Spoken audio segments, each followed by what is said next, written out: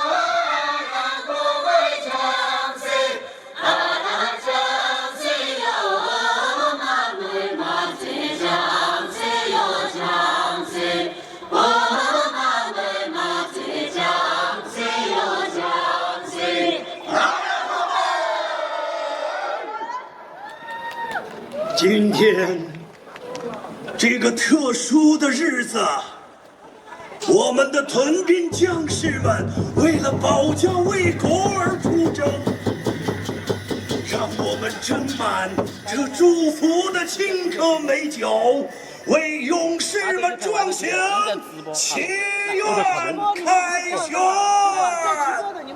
嘉绒一开业，一战不胜。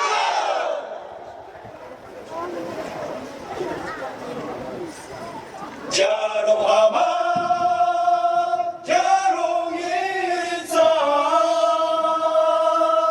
嘉绒阿妈，你咋个个个个？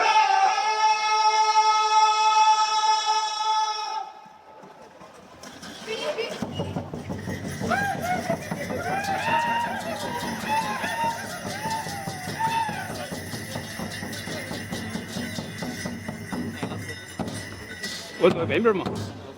往那个走，和你看嘛，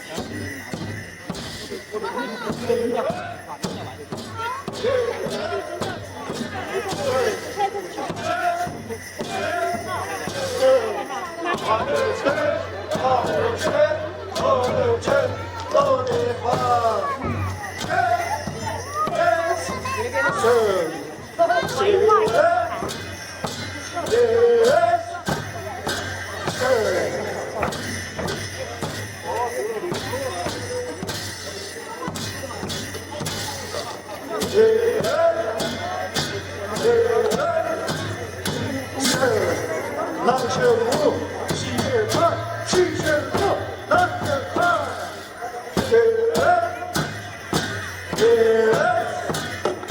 三，南拳五，西拳八，西拳六，南拳八，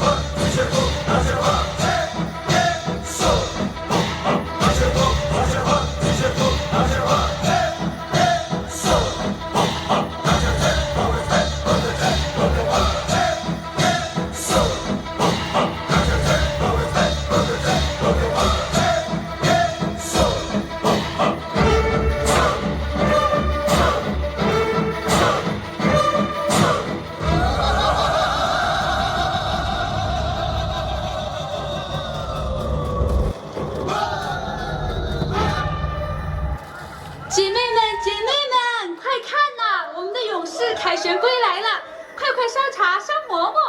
我呀，干嘛？哎，那里啊，好呀。